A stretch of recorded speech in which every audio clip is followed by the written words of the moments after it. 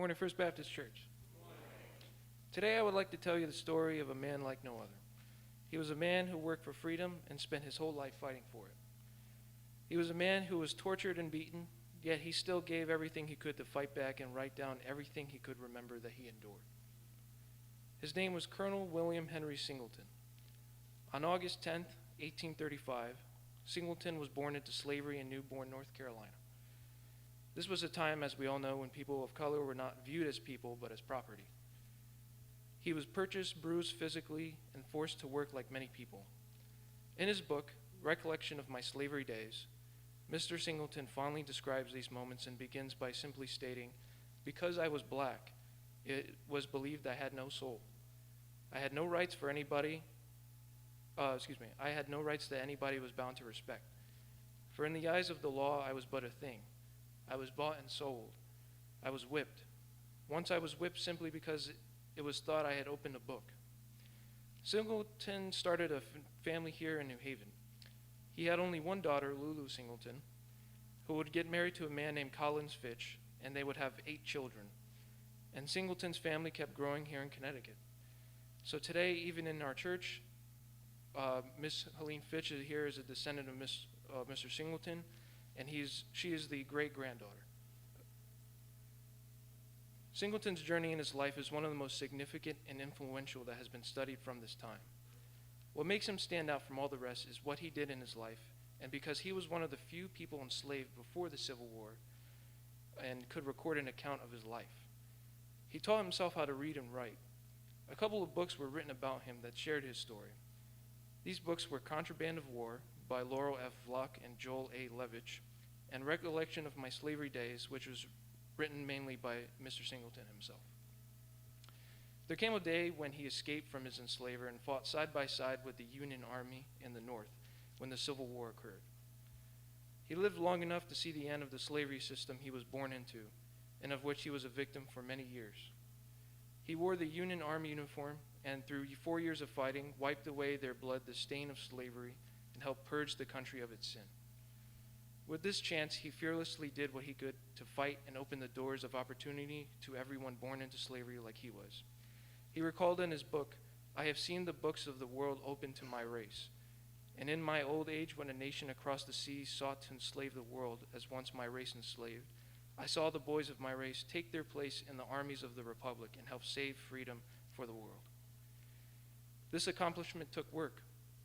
Singleton, along with other men who had escaped their plantations, had met Abraham Lincoln, who was connected with through General Burnside. Singleton had requested Lincoln to fight in the service to help free his people. Lincoln denied Singleton because he claimed he was a contraband of war and not even considered an American citizen. It wouldn't be until January 1st, 1863, when the Emancipation Proclamation was signed, thus he could finally join the service. Singleton was made colonel of the troops after he enlisted 1,000 men to fight in the Civil War. In Newborn, North Carolina, he organized the 1st North Carolina Colored Regiment, later renamed the 35th Regiment of U.S. Colored Troops. Cornstalks were used as a substitute for guns in the training of troops. The AMZ Zion Church served as Singleton's headquarters. Singleton served in the military and fought in South Carolina, Florida, and Georgia.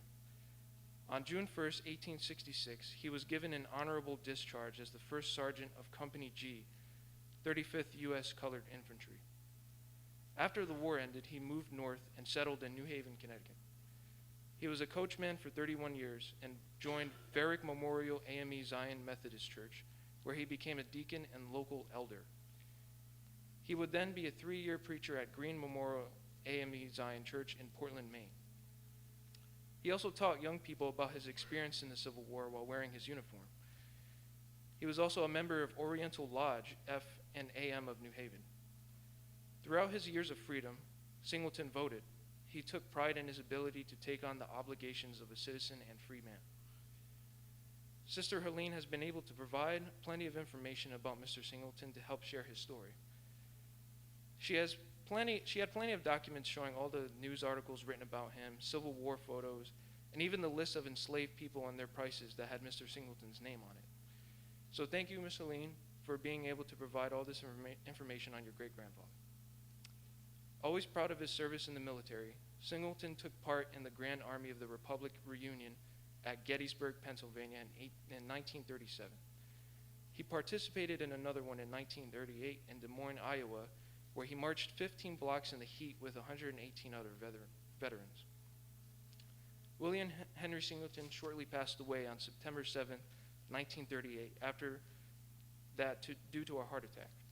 He was buried at Evergreen Cemetery in New Haven, and a memoir of him was published in 1999 by the North Carolina Department of Cultural Resources.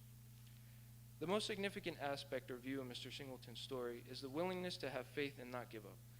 Of course, pain and struggle come with our lives daily, truthfully. Some people have it way worse than others. We all go through something in our lives that persuades us to be who we are and know our goals. William Henry Singleton did not give up even an inch of his wit and strength and fought even when there was no hope. He kept running away from the plantations even though they kept finding him. He kept striving to stay on the path he believed in, which was to help free his people. One last important quote from Mr. Singleton is the last sentence in his book. He says, "Truly I can say with the psalmist, the lines are fallen unto me into pleasant places. Ye, I have goodly heritage." This means God blessed him with a delightful inheritance of things given to him. So likewise, Singleton and the rest of us have found something God has provided us to keep going and not stop fighting. Thank you.